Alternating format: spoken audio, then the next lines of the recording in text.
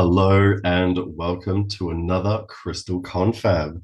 Today, we're staying with another not necessarily gemstone, and I'm joined by Adam and Nicholas, and we're going to dive into jet. How many of you love a bit of jet action? I've grown fond Well, of it over the years. yeah, me too. I think one of the really interesting things a lot of people find is just tactile wise how it feels so different to a crystal. One of the problems I think all of us probably get is people sending pictures or trying to identify what is this crystal. And the great thing about when it comes to black crystals, jet is so much lighter. So if it's a really, really light crystal, then it's going to be really, really easy to go up. That's a jet type of thing. So that's one thing. But I've had experiences and I'll share them later on about just the tactileness of jet is really, really nice. But I believe it's been used for a long, long time and got a really great history about it as well. And who better to tell us about the history than Nicholas? Yeah, this is one of those rocks that I think we can trace approximately 30,000 years of human use of. Goes back a really long time. In, the earliest instances, people didn't necessarily make the strong geological distinction between jet and related materials. Cannel coal and lignite and sometimes black shale were treated very similarly. So we kind of have to have a little grace in interpreting the data. But it is a stone that is inherently in between, and I find that really magical. One of the most important sources for jet in the ancient world was in Whitby, in what is now modern day Whitby in Yorkshire. I have a bit of Whitby jet here from the coast of England, and it is my favorite piece in my collection. Of very few pieces of jet, but I think it is really marvelous to imagine that, particularly during the Roman occupation of Britain, this material was traded across thousands upon thousands of miles. We find evidence of Whitby jet carvings in faraway Switzerland and Germany, as well as in Rome proper. So this was a commodity that was traded for a very long time. In other parts of the world where jet can be found, we find similarly ancient uses of it. But when when this kind of Romano-British center of production was in full swing about 3,500 years ago, jet seemed to acquire, if we read between the lines, a number of uses that are a little bit weird, a little queer, we might even say. And one of my favorite examples is the remains of a skeleton found in a Roman period burial. The skeleton is officially known as skeleton 652 because we don't have names and dates and ages for all of these figures. And there are a lot of confusing data points about this. This person was interred with a lot of very lavish, expensive funeral goods, including jewelry. But they were buried in the part of the cemetery that you would put people who were on the outskirts, the fringe, the beggars, the thieves. So we have a little bit of kind of contradictory information there. When this area was being excavated for the first time, doing osteological analyses, looking at the bones of the remains, researchers came to the conclusion that this person could be identified as, and it's a problematic term, but we'll say, to use the terminology they did, anatomically male by their bone structure. But all of the trappings are of what a female identified body would be buried with, including, most importantly, a multi-strand necklace consisting of more than 600 rather, beads of jet, said to be scattered among the rib cage because, the thread had broken like a swarm of ants. And so we have to do a little bit of reconstruction about what this might have meant. And there's probably a very strong influence from a cult of a particular goddess who came from the Far East. And she was symbolized by a great black stone. Her name is often anglicized Cybele or Kibel or Kibele. I'm not really sure what the original pronunciation was. Her worship would have originated in the Anatolian Peninsula, where there's a material very similar to jet found. Looking at some gemological analyses, there's actually debate over what we should classify it. That's somebody else's problem. We're going to consider it to be socially akin to jet and treat them very similarly. And Kibele's worship was one that we find very similar mythic cycles in other parts of the world. We have a kind of eternal goddess who is the mother of the earth. She has a dying and resurrected lover. We see this motif with Adonis and Aphrodite. We see it with Ishtar and her consort. We see it with Isis and Osiris. So it's we'll say a mytheme, a mythic motif or theme that recurs in many parts of the world. But one thing special about Kibele's worship was that she had a unique class of, we'll say, priestly people. And I'm using those words in particular because by modern day terms, we would consider them eunuchs. They were third gender. They underwent a process to become third gender, if you catch my drift. And occupied a kind of liminal space, an in-between space that was neither male nor female. And the kind of resurrecting power of the goddess was said to work through them and to grant them great gifts in the next life. But they were the shamans and the priestesses of this cult. They entered ecstatic trance. They were ferocious when they needed to be, tender and loving when they could be. They didn't necessarily operate by all the rules of society. To engage in the worship of the goddess this way was a really transgressive act. And the fact that her worship was also marked by a very curious stone, something that we find in geological environments, but it floats in seawater. Something hard and enduring, but also flammable. Something ancient and of the earth, but still organic, means that jet has, we'll say, received quite a lot of unusual imagery over the years. And we can associate jet with this in-between space. It is a stone and not a stone. It is a fossil, but it is not a mineral. Unlike petrified wood, it hasn't undergone the process of permineralization, where something like silica or another mineral comes in and replaces the organic tissue. In fact, it is the organic remains of an ancient class of trees called Araucaria that were probably swept out to sea or to bodies of water, we'll say, by a great and cataclysmic event or series of events. And the two rough categories of jet that are out there, hard jet and soft jet, which actually has a lot more to do with their oil content than their brittleness because they have the same hardness range on the Mohs scale. But one would have gone in seawater and the other into fresh water, immediately be buried by sediment and compressed by the sands of time. And that hypoxic environment prevented decay and putrefaction. It prevented microorganisms from breaking it down like other organic materials tend to be. And so living in this in-between zone in the earth, in the water, but not really either, it becomes this other thing. And so jet for me has been a stone of embracing the otherness, the queerness, the liminal spaces of life. I think of it as a stone that I turn to when I need to feel surrounded by my queer ancestors and the people who have been the trailblazers for me to live the life that I live as openly as I live it. It is protective. It is a stone that helps us face our fears and maybe examine where they come from. And at the same time, it's a stone of incredible mystery. You know, we have expressions like black as jet because the color of the stone is so iconically dark, unknowable, impenetrable. It is not transparent in thin section like obsidian and some onyx and even some tourmalines would be. It is opaque. And there is something about the opacity that it represents of the unknown that when we surrender to, we can come out really empowered and transformed. And so when I need a little extra queer magic in my life, jet is one of my go-to stones.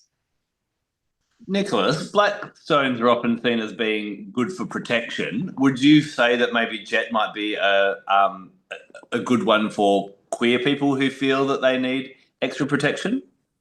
Yeah, I do. And, the reason for this, I think, is manifold. Um, Jet has been associated with another stone we'll eventually talk about, amber, because they're found in similar environments. They both float in seawater. They're both flammable. So they kind of share a little bit of one another's functions in different historic periods, and both are considered very protective. We can find references in medieval and earlier and later texts, but describing how either of these stones placed on coal and allowed to smoke, because they're organic materials, the smoke will drive out demons and spirits. And I think of that as something symbolic. Like, sure, you can burn jet. I actually have a jet incense recipe coming up in the witching stones, which will be out in the fall.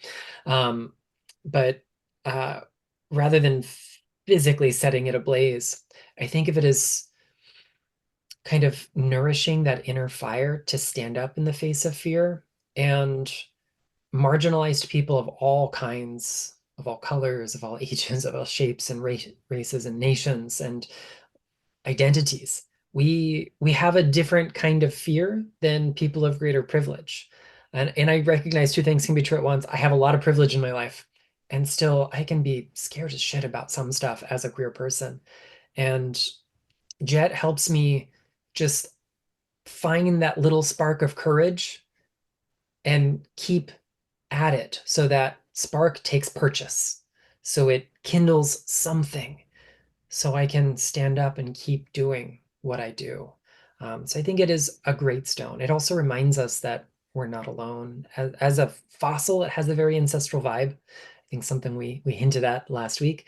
Fossils have this deep connection to the past, but the fact that it has this special connection to queerness and otherness, to those people occupying liminal spaces in society, it reminds me that I don't have to go it alone, that there are people in community, whether they are remote, like you friends and Ashley, or the people in my physical space, in my home, at my job, and anywhere I go, I can try to forge those same ties. So I think it's a great stone for protection in a lot of ways.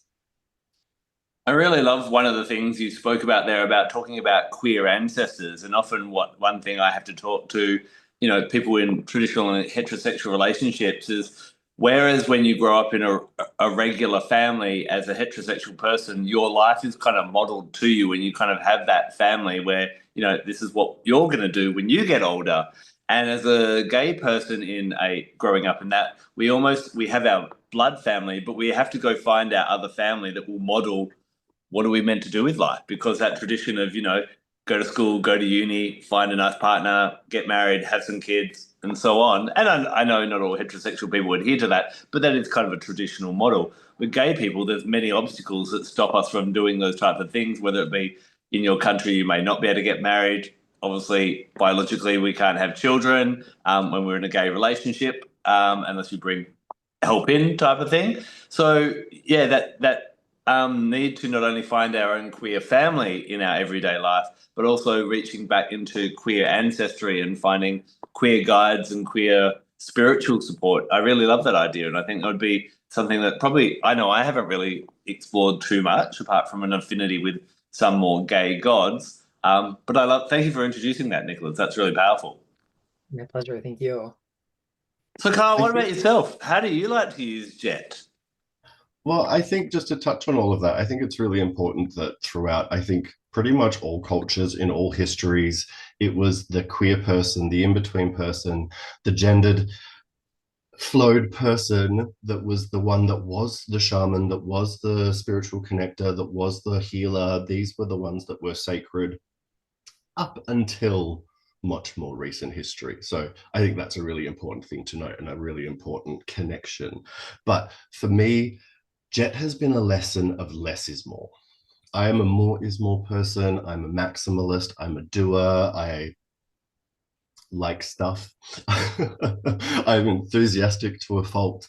And I have had a few points in time, and I literally have two items of Jet. One came to me at the very start of my journey, and one came to me last year. This one was that when I was studying, especially, don't put the pressure on yourself to do so much. Whenever I put the pressure on myself to do so much, I found myself getting for less ahead. Like, what's the saying? Slow down, hurry up, something where you're like, you're basically going backwards to go forwards. But I realized by my second year of study of gemology that if I was more efficient with the way I did it, if I did it on one day instead of spread out throughout the week, if I was less stressed about trying to always do it, because the brain doesn't work that way. It's not that it's not built that way, especially 10 years after doing any sort of study to then go back and like stretch the brain again into science. I realized that by doing it every day, I wasn't actually helping myself learn. If I did a full day, like a full day of work, 7 or 8 hours with a lunch break, I was able to do assignments, I was able to study, I was able to learn and get further ahead quicker. And I found it like really efficient use of my energy was getting me further ahead. So it's like when you do less, and it's not that you're doing less, you're actually just being more efficient. And I think that's what Jet is. Like, it has gone through pressure, it has gone through life, it has been this, it has been that. And now it's just, bobbed along to come to shore to find us. Like, it's totally adaptable. And if we are able to like put less pressure on ourselves to do everything and be able to be more adaptable in the moment, when we feel present, when we can do more. Take the pressure off yourself to do things all the time. Does that make sense? Like, there are times when you feel capable often, and then there are times when you don't feel capable every day. And as someone who suffers chronic pain, like, my 100% can be 30%, right? It can be not much. And to have to balance 2 full-time jobs with study meant that I had to like rearrange my life. And by allowing myself just one day between my classes, I found myself getting so far ahead so quickly. I was like, why the hell didn't I do this sooner? Jet was like this light bulb of like, less is more. And there's this saying from an old Simpsons episode that I can't remember exactly what it is. And it's a funny thing. It's totally, totally stupid. It says, aim low, achieve your goals, avoid disappointment.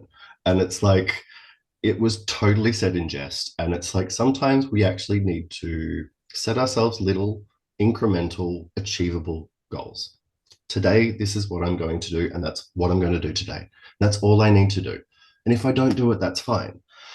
But I'm going to do a little bit, I'm going to do a little bit, and I'm going to do a little bit. Maybe it's half an hour a week where I set aside something to learn something new. Maybe it's an hour a month where I'm going to do X, Y, or Z. Like, instead of going, I'm going to go to the gym 3 times a week straight away, I'm going to start studying, I'm going to do this. Like, when you try and jump into something, especially from nothing, I find it like too much.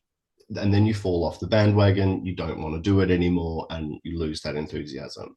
But if you can go, I did this, I did this, I did this, and you're checking it off and you're seeing yourself progress, you actually have so much more faith in yourself. This was brought back to me in a reading that I did last week, where a client spoke about the fact that they did this on this holiday and they would never have done it 2 or 3 years ago due to fears. And it's like, you were just saying you haven't gone anywhere. And you just said, look at how far you've come in a couple of years, right? If you look back last week, if you look back 2 months, of course, it doesn't feel like you've done anything.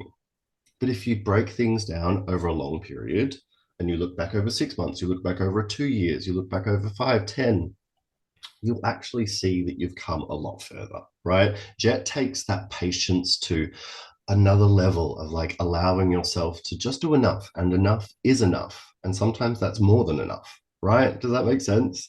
And then it came back again into my life last year with this bracelet when I broke my arm. So I fell down the stairs, I broke my arm, the radial head was fractured just there by the elbow. And it's something that you don't do surgery on, couldn't put a cast on it because there was no point. It was like, just wear a sling and just deal with it, let it heal. And this was like an immediate take me, you need to like resist the compulsion to do, because my compulsion is to do. I work in a workplace where rocks are heavy, right? I want to do and pick things up, and like my limit is 5 kilos. Still, a year later, it is 5 kilos, and If I go beyond that, I then get pain for another week. Like it comes back again. And I then have to go, oops, put my jet back on, remind myself to slow down and do a little bit less. There are other people that can do heavy lifting. There is other jobs that need to be done. There are other things that you can do. You don't have to do it all at once. Maybe you can break it down into lighter bits that you can lift, and then you'll be able to move the thing over there, right? I am a like one shopping bag trip home from the shops person. Like I I will and have hurt myself so often over the years. It's that reminder for me, do less, achieve more. Come back to a little bit more efficiency, right? Two pieces over 15 years of collecting. Like, it's enough. I really love this. And I'm like having a little bit of an aha moment myself that connects this message to like even the materiality of Jet. So, Jet is light. It takes up the same amount of space as a heavier material, but because it's less dense, there's less matter inside it. And even like the darkness, this idea of again connecting jet to blackness, to night. Like we see in several languages words for jet that are ultimately derived from like old Persian roots that mean night. Asabache in Spanish is a really great example of a word that has this old Persian origin. And night is the space between days. It is the period of rest. Even the darkness in the sky at night is necessary for us to appreciate the points of light that are the stars between them. And if we don't have those restful, those dark, those dim moments, we can't also have moments of doing, of activity, of light. And I really love how you helped me connect the dots there. So thank you for that, Kyle. I am so, so happy to do so. This is something that I say in so many readings is like, you don't have to get there so fast. Things can get there at their own pace and you'll get there when you need to. And I love also the taking up space thing. I actually really love that essence of being able to take up space and coming back to queerness, right? And minorities and everyone, we are allowed to take up space. Everyone is allowed to have a little bit of space on this planet. I think there are so many people who feel guilty, like you were saying, Kyle, when it comes to doing nothing. I remember, I had a friend when I lived in Melbourne who, had a bit of a rough childhood, but he couldn't be by himself. And if he was, he had to have music on loud. And he'd ring me on a Saturday morning and go, "What are you up to?" And I'm like, just cleaning the house. He's like, "Do you want to come grocery shopping with me?" And I'm like, "Why?" But it's just he wanted company all the time. Now he's an extreme example, but it's amazing how, you know, I've noticed a few people have commented recently in just different things how we can't do nothing anymore, or we can't, introspection and quiet time used to be just sitting on the bus and looking out the window. But as soon as we have a quiet moment, and I'm guilty of this as well, what do a lot of people do? We just pick up our phone and start scrolling. We fill that space straight away. And this idea of doing absolutely nothing, people just don't know what to do when they do nothing. And I think Jet might be a really interesting one, and maybe a really great practice with Jet is sit there and what do you do with it? Nothing. And can you do nothing for 15 minutes? Yeah. Exactly. Can you like take it on a train trip with you? Keep it on you when you're in the car. Take it on a plane ride, like when you're going on holiday, when you would normally, 20 years ago, we would have done nothing because we didn't have phones to play with. Exactly. Yeah, I love that. I want to ask you, Jet, before I get into kind of some astrology that Jet's going to be really helpful for coming up for us. Protection crystals and black crystals are often seen as being the key ones, or often come up first on the list of what's a good protection crystal. So we've kind of got our big four. We've got black tourmaline, black obsidian, black onyx, and then jet. I'd love to know from each of you, how would you differentiate those in different ways? How would you differentiate them, Nicholas? Oh, I mean, energetically speaking, obsidian is reflective. It is a glass, it is insulative, it lacks the long range crystal, the long range order that defines a crystal lattice. So I think of like the void of becoming. It is the prima materia, the first matter out of which other things can arise. So it's great raw material. I don't think of it as good long-term protection though, because it just doesn't have the heft required. Really good if we need that kind of insulative shielding in the short term, but I definitely wouldn't use this long term unless I were in dire straits. And ultimately, I'd want to remove myself from dire straits and rely on total, hermetically sealed kind of energetic protection. When it comes to something like black tourmaline, I don't think of it as primarily shielding. I think of it as primarily purifying. It is, in a way, kind of like this cosmic garbage disposal. When we look at the crystal structure of tourmalines, they're cyclosilicate minerals, and those can take two general categories. Tourmaline takes the columnar structure, so all of the rings stack on top of each other and create these like really tiny microscopic channels through which small bits of stuff can move. That includes maybe also small bits of energetic stuff can move from them. So this is a really powerfully grounding stone. It is the most iron-rich member of the tourmaline family. Iron has this descending quality to it, so it doesn't just move stuff. It helps us release stuff downwards into the earth. It's like that grounding prong in most outlets worldwide. And therefore, by linking us to something greater, the body of the earth, giving us a safe and easy channel through which to discharge things, it's almost like having a cosmic garbage disposal in your energy field. It's not about keeping stuff out, it's about dispelling the things, discharging, releasing the things you don't need, because they can just pass through you unimpeded. Jet, I've already kind of given some discussion of, but I think of it as warmer, softer, lighter, and definitely has that kind of symbolic quality of chasing away the things that we fear, maybe by helping us spark the light. And then was black onyx your fourth one? It was, yes. Yeah. So, being a chalcedony, I think of it as having this kind of settling effect. If we think about how those form, I know it's been a long time since our black onyx episode.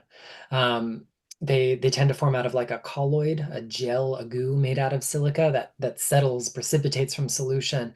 And so it's got this kind of like letting the stuff settle, the dust settle after an explosion, for example. And by getting things to settle, we can reorganize, rebuild. It's, getting all the bricks to find their ideal space to create the wall that is going to protect us. So 4 different makeups, 4 different stones, 4 very different kind of energetic properties for me. I love that. I love that. Kyle, what about yourself? For me, I think black tourmaline is like the snowplow. Get the F out of my way.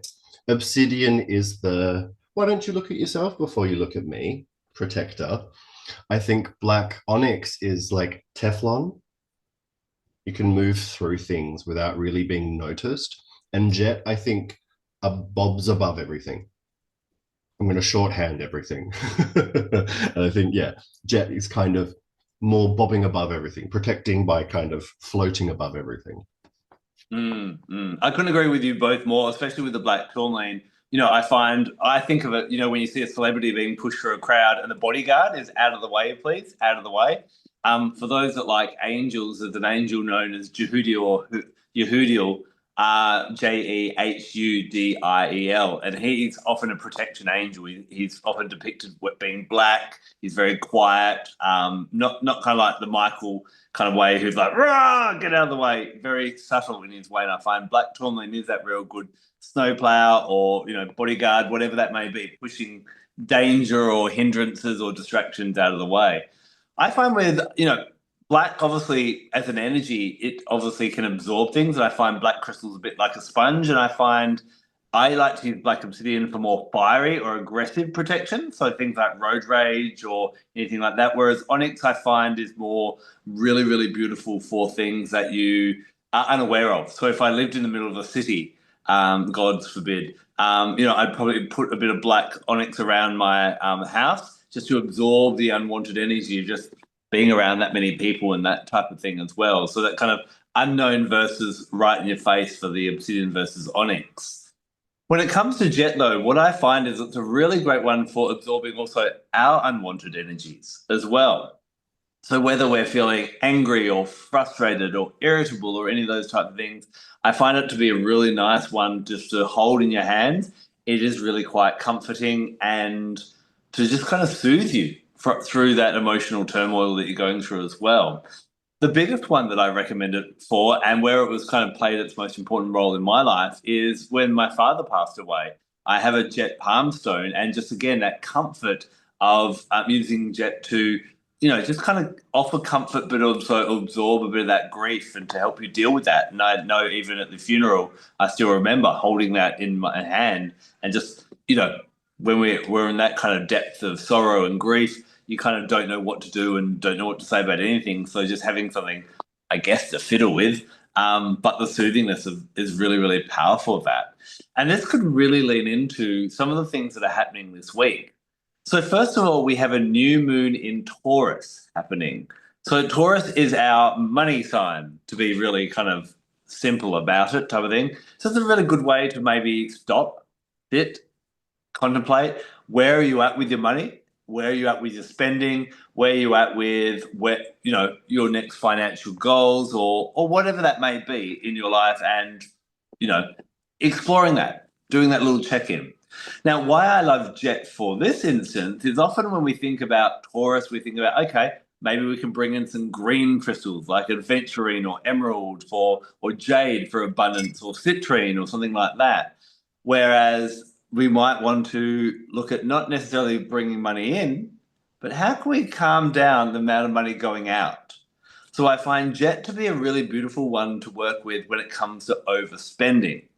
Now, I'm always reminded of one of my students several years ago who learned in one of my classes, me talking about jet can be good for absorbing those, for overspending and those tendencies where we tend to shop to fulfill a short-term lack in our lives, a craving, wanting that little dopamine hit or that type of thing. And so she went and grabbed herself a piece of jet, and it was this large. It was, probably the size of, a baby's head, I should say. And she popped it in her handbag, and her justification was, well, one, hopefully the energy stops me over shopping, but two, I can't fit anything in my handbag anymore, so it'll work one way or another. So this can be a really nice one of kind of stopping to kind of, this can be done with when it comes to eating. I listened to an amazing Mel Robbins podcast last week where she was talking about with a doctor who was talking about when we go to get a snack that we don't actually, it's not part of our nourishing our body, just acknowledging the emotion before we eat that ice cream or that chocolate or that type of thing. And I'd probably suggest applying that kind of wisdom when it comes to buying something. When you're, okay, do I really need to buy that another shirt? Is this a need, or am I just feeling a bit down and this will make me feel better for a minute? Or, that kind of scrolling on the internet. And, I'm guilty of Instagram gets me with these things that I didn't realize I needed until I saw this quirky little ad. And Jet's a really good one for going, okay, let's absorb those unwanted low vibration energies and emotions that are causing us to spend unresourcefully. Let's be a bit more Taurian and steady and calculated in our approach to money. And how can we set some goals? So that's one reason we might want to have Jet around us in the coming days. But on top of that, we also have Pluto going into retrograde. Now, Pluto is our, although out in the far cold depths of our solar system, also has a bit of a volcanic energy. It is very much about transformation. And there's some really great transformational energy that will come up each time Pluto goes into retrograde. Now, some of the more traditional viewpoints will express things like, this is where any toxicity in life will come to the head. So an example of this may be corruption in your life. Corruption, this is where maybe governments or politicians or celebrities or other people get found out. All things come to the surface when Pluto goes into retrograde. Now, for us, this is the best time to do a detox. So it can be a physical detox. So if you like to do gut detoxes or juice fasts or things like that, Pluto is a really great time to do that. It's also a great time to do emotional detoxing and doing practices such as, going and watching the sunset and putting that energy into the jet, and then, either gifting the jet back to the planet, back to the earth, or then cleansing it can be another thing as well. Mental detoxing, and spiritual detoxing as well. So having Jet around at this time is a really powerful one for helping you to cleanse, because what Pluto truly wants is it wants to connect you with that animalistic drive, that core spiritual drive of what motivates you. It's about authenticity.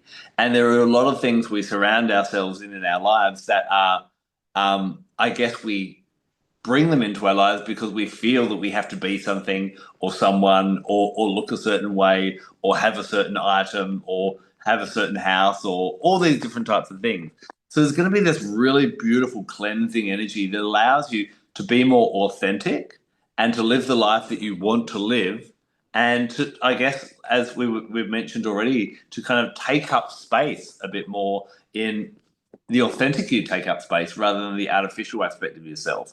So really see what comes up this week. There's going to be some challenges, but the comfort of Jet, I think, will be really, really beautiful to help you learn these lessons. And, people always hear the word retrograde, and I see people start going, all the New Age bloggers start freaking out. Every retrograde, as I say, is a lesson. Things come up to be tended to so that you can get them sorted and you can actually evolve and grow. So if you want to be on the spiritual path, you can't run off and hide from a retrograde. You can't fall on the ground and cry and blame a retrograde. You've got to face the retrograde head on. Remember that Mother Earth loves you. She gives you crystals, she gives you essential oils and all those different things to help you navigate each retrograde so that you can grow and do what we talk about in the New Age as well. So we're kind of coming to the end of this episode, but I'd love to ask the other two gents as well. I love what Kyle said about for surgery. I think it's a really great thing. People often ask, what are some crystals I can take for surgery? I've got, a big surgery coming on, and, I often recommend things like blue lace agate. I find to be really beautifully and calming. But you're so right, Kyle, that we are in this instance of like, yep, I gave birth to 8 children yesterday and I'm back in the boardroom today type of thing. I think Jet's that real nice one to calm us down. But Kyle, do you have any other ways that you might practically use Jet? I'd like you to remind yourself of this. Like, growth as a permanent fixture isn't healthy or sustainable. We have plateaus, we have dips, we have times where we get stagnant. That is the natural cyclical nature, right? We have winter, we have spring, we have autumn, we have summer. It's not always it's not always the same. And so is our life, right? So maybe work with Jet to reassess where you've been thinking the same way for the last 10, 15 years and you haven't realized that your body's aged. You've gone further, you've dealt with life, you want different things, you've evolved, you've grown. I think that coming to that realization that we are allowed to grieve and let go of things that are now done so we can move into something new. I think that's really, really important. Maybe that's a reason that trees live for a few hundred years and we all struggle to make it to 100 because they sit back and have a bit more of a rest. Yeah. What about yourself, Nicholas? I often use Jet in tandem with amber. So I've even got some Baltic amber, which can wash up on the shores of Whitby and other parts of England as well. And those are two things that I might just carry together to give me that interplay of darkness and light, of active warmth and cooling rest. You can wear them as jewelry. I mentioned that I actually make Jet incense. I also make amber incense with small amounts of the stones ground up and other things that smell better than Jet does. It kind of produces some unpleasant smoke. And I think they make a great divination tool as well. Ashley was recently talking about her kind of like crystal casting method, and you can do something similar if you get a few pieces, inexpensive tumbled stones of amber and Jet of similar sizes. They can even be little chips. Keep them in a pouch together, and you can use them for like drawing lots or casting lots to give you a kind of simple yes or no divination. This is great when we need the short kind of close-ended answers given to us in times. Whether Jet should be yes or no is kind of up to you, because historically the interpretation has been inverted over the years, but give your amber and your Jet complementary functions, and then you can use that as a kind of divination tool when you just need some quick advice. Amazing, amazing. Well, hopefully we've been able to inspire you a little bit more about Jet. I do find that when it comes to our black stones, it kind of falls into the shadows. And maybe that's a deliberate thing, but maybe it needs to come out once in a while as well, compared to the other black crystals and stones as well. We'll be back next week when we dive into another gift from Mother Earth. Until then, get your jet out and do nothing. Take care and blessed be.